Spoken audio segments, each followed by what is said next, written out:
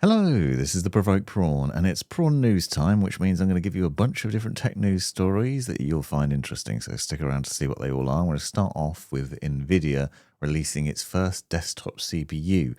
Now, this has been rumoured for a while, and I was interested to see what Nvidia was going to do with it, whether we'd suddenly see a competitor to AMD and Intel in the gaming side of things. But unsurprisingly, it looks like for the most part to begin with, it's going to be focused on AI. So Nvidia's GB10 Grace Blackwell setup is going to be coming at some point from the 22nd of this month of July. Asus is apparently teasing it. It's unknown what the price is going to be, but it is set up to basically be used for LLMs, generative AI applications, workstations, and desktop class systems. So think enterprise and business AI use rather than part of your gaming machine, which is a sad thing, but no surprise considering the spiral into AI that Nvidia is currently focusing on, and gaming is now becoming an afterthought, sadly. But it'd be interesting to see what happens in the future. Maybe it will mean that they eventually get into doing more mainstream desktop CPUs as well. Apparently, the leaked Geekbench performance suggests that Nvidia's first desktop chip is disappointing and not performing that great anyway. But it's still interesting that they're doing it. And I think maybe it'll be beneficial, obviously, having three competitors in that space. Also, interestingly, it uses ARM setup, so it uses 10 high-performance ARM Cortex X925 cores. So it's actually ARM hardware in there as well as Nvidia's setup, so interesting in two ways. Another thing that I found pretty interesting was the news that came from Puget Systems, which basically suggests that PCIe Lane configuration can actually have an impact on content creation. Now, I found this interesting because when I was testing a 5090, so this is about the PCIe Gen 5 bandwidth and how the latest Nvidia GPUs use PCIe Gen 5 instead of Gen 4, and how that can have an impact you doing creative tasks, for example, with DaVinci Resolve. So when I tested the 5090 out, I actually found that it didn't seem to have any impact on the system if you used a PCIe Gen 4 riser cable, which then put the system into PCIe 4 instead of 5 when using the 5090. It made no impact on the gaming performance in a number of different tests, which I thought was interesting. Also, on some motherboards, if you populate various different M2 ports with NVMe SSDs, that can have an impact on the top PCIe X16 slot as well, reducing the number of lanes, potentially taking it from X16 to X8 lanes, which can then, in theory, have an impact. But I also found that made no difference. But Puget Systems has found that in various tests, when it did things that did reduce the number of lanes or change the PCIe version, that it was having an impact up to 25% slower in terms of content creation and rendering and things in DaVinci Resolve when using a 5090. So I thought that was pretty interesting because that isn't something I tested, but it does mean that there's a slowdown in Resolve with a 5090 potentially, depending on your setup and what you're doing with it. So it's something to bear in mind. I found the 5090 was really good for video editing, by the way. Quite an upgrade from the 4090, and I covered that in my video a while back, which I'll link to in the description. I also saw there's an Indiegogo for this little device, which is a LiDAR-guided Photonmatrix device, which uses lasers to shoot down mosquitoes and can kill 30 mosquitoes per second in a 6-meter kill zone. Which is pretty nuts. Now, this is obviously a crowd-funded product, but it reminds me of that salt gun that you can buy, the bug assault gun that you can use to shoot flies with. We've got loads of flies around at the moment. Apparently, there's a bit of an epidemic of flies around. I know they're not the same as mosquitoes, but they're really getting annoying. So I'm thinking about buying one of those salt guns to be able to blast them away. So if you live in an area where mosquitoes are a problem, obviously they're more annoying than flies, then this contraption could be pretty interesting. Uses a LiDAR scanner to basically seek and destroy these mosquitoes, killing up to 30 of them a second, which is pretty nuts.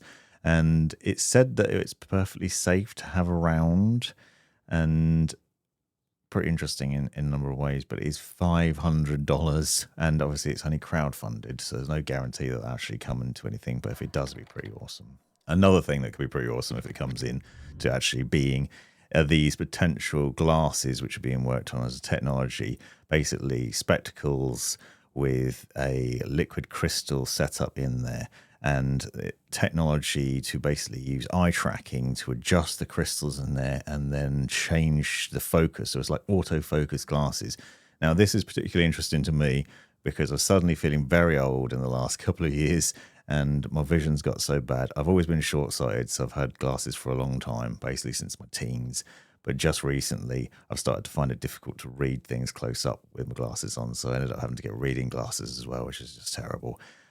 These glasses are designed to account for that sort of thing and auto-adjust depending on what you're looking at. So if you're looking at something close, it will automatically focus on that. And then if you suddenly go into distance, it will swap between the two without the need to swap glasses or without bifocals and varifocal lenses being used. So it's basically using technology and eye tracking in order to do that, which could be really cool. Now, apparently this technology was tried previously and struggled because various different companies weren't helping to push it, so that was a bit of a problem there. So opticians and optometrists weren't helping to push it, which is then stifling sales and then could potentially be a problem. Now, this again may be a problem getting to market, and apparently it could cost somewhere in the region of £1,000 or equivalent in dollars probably, which is obviously very expensive for glasses. And there are other potential downfalls, because what if it malfunctions and is focusing on the wrong thing? However, I personally think it's a great idea, and this sort of technology development is really cool. There's other technologies that have been recently worked on in that space, where basically they've come up with new lens designed to help with children to stop their short-sighted increases. So children will find that if they start to get short-sighted, then their prescription strength can increase really quickly over time. So they've got new designs for spectacle lenses, which can actually help with that as well. So this technology is progressing really well in a number of different ways. So it'll be pretty cool to see what happens there. And hopefully it'll be better in future. A British startup is working on some battery-free streaming earbuds known as the Somnibuds. Now, I found this particularly interesting because I really like sleep headphones. I've been using Cocoon headphones for a while, which are quite low profile earbuds that hook over your ear, have a battery pack around the back and Bluetooth to your phone. However, the battery obviously runs out after a period of time. They maybe last a few nights and then suddenly you haven't got any battery in the middle of the night, which can be sad. But it's really nice to fall asleep to the sounds of the ocean, for example, or calming sounds, and obviously noise cancellation and things like that. Well, these Somnibuds apparently are designed so they won't run out of battery, because instead of having batteries in them, they use this wireless mat which sits underneath your pillow, and then that's the way that they stream audio to the earphones. And they're also designed to be really low profile and slim, so they'll fit nicely in your ear, which I think sounds very appealing. Although I do wonder about the fact that you've got wireless charge basically going through your head the whole night. I don't know about that, but I'm assuming the technology is perfectly fine and safe if they're working on it. And it is pretty neat to have battery-free earphones, because you won't end up then running out of power in the middle of the night and suddenly get woken up because you haven't got the audio there, or because you're suddenly hearing noises that you've been trying to block out, like your partner snoring, traffic noises outside the house, air conditioning unit running, or whatever else. So potentially really cool, and another technology I'm interested in at least. If you are, like me, a fan of KFC, then you might be interested in this story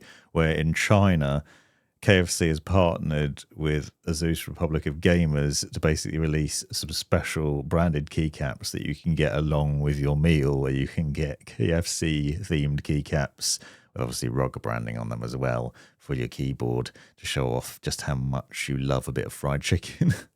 This is a silly story, and obviously is limited to China, so the rest of the audience is sadly not going to get them, but nice. If you're a fan of KFC, then maybe you'll want some of these.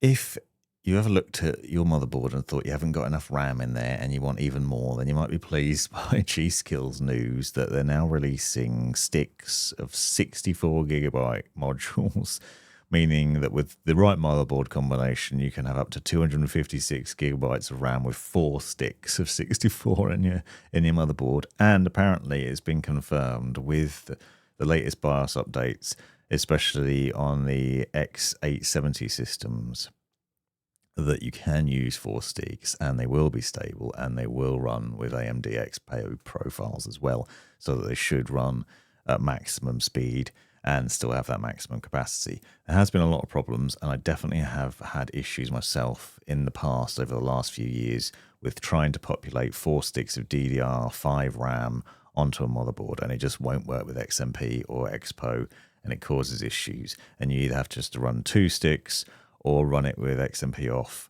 which is obviously not ideal because you're not making the most of it. So that's an issue, but it looks like moving forward is less of a problem. There's definitely been BIOS updates to various different boards that I've seen that improve the stability of XMP and XPO. So theoretically, you can use 4 sticks now, although with the capacity of even just 2 sticks of 64 gigabytes. So you could run 2 sticks of 64. I mean, that's surely enough. Do you really need more than 128 gigabytes of RAM at the moment? You know, you could do that, or you could go crazy and go full to town and fill up the entire thing. But as an alternative, Corsair has the fake kits that you can get, like of the Dominator and Vengeance RAM, which can populate the slots. So they're lighting enhancement kits, which basically go in as dummy RAM into the 2 other slots. So if you're just looking to populate the slots, then you can do that with Corsair, but you can't really do it with many other brands. So maybe now you can just fill up with 4 sticks of RAM. In America, there was work on a click to cancel rule, which was basically making it easier to cancel subscriptions. The FTC was trying to push this through, but apparently it's been overruled by the courts over there. And this was basically because it might cost more than $100 million to the national economy. And so it's a bit of an issue. But basically, because of the number of subscriptions that everyone's got, companies obviously make it difficult to get out of the subscriptions when really it should be really one-step process of just clicking a button to cancel. And so it's tricky to do that. And so the FTC was trying to help make sure that everybody had that in place, so it was much easier for the consumer to do that without getting penalised. But apparently it's failed in the courts. So this is bad news for people. And just thinking about the number of subscriptions I've got is painful sometimes. And I actually end up cancelling one recently just because there's so many, and everything wants to be a subscription nowadays, doesn't it? So it's bonkers, and it should be easier to cancel. And we need one service to rule them all rather than all these different ones. I have seen a massive increase in the number of adverts for the Royal Navy and the commandos and just like general armed forces in the UK at the moment, which is a worrying tell of how the world is gearing up militarily. And I blame Russia for that, but also generally it's a bit of an issue across the world. But with an influx of more adverts that I've noticed, there's also this story which I've seen where the UK Royal Navy has built an esports suite on its newest warship with 8 Alienware gaming machines, as well as a bunch of consoles and RGB lighting and more, which I can't help think is just another reason for recruitment to be able to push getting more people on into the Navy and into the armed forces. And using this as a lure, come join the Navy and you can play games and shit when they should be at work, surely. Obviously, they need downtime. I'm being silly, but it's pretty crazy. And also Alienware. So that's taxpayers' money being wasted on Alienware machines, which are known to be overly expensive unnecessarily. So it seems crazy. But if you were thinking of joining the Navy and you're also a gamer, then here you go. There's a nice benefit to being able to do that at least. More bad news about AI, especially if you use Gemini. So if you've got Google Gemini on your phone, apparently there's news now that there's been some changes in Gemini where it might be able to access third-party apps, including things like WhatsApp, for example, to read your data, which is obviously pretty invasive. And you can change this in the settings, but apparently Google's been sending out emails saying you can turn it off, but also it's going to have a change soon where it might be turned back on again. And it's been confusing a lot of people. I'll link to the stories down below so you can read the full thing for yourself. But basically, obviously, Google's trying to pitch this as a good thing, that Gemini will be able to do more because it'll be able to see more of what's on your phone. But do you really want AI snooping at everything that you've got on your phone and in third-party apps? Probably not. It's certainly alarmed me, and you have to manually turn it off. So it's something to be aware of. If you are an AI user and you do like it, watch out for this sort of thing, because obviously that's not ideal. So some pretty interesting news stories this week, I think. Check out the links in the description to see the full stories as usual, and subscribe to come back for more of this next week. Also pushing out a lot of other content, as you might have seen.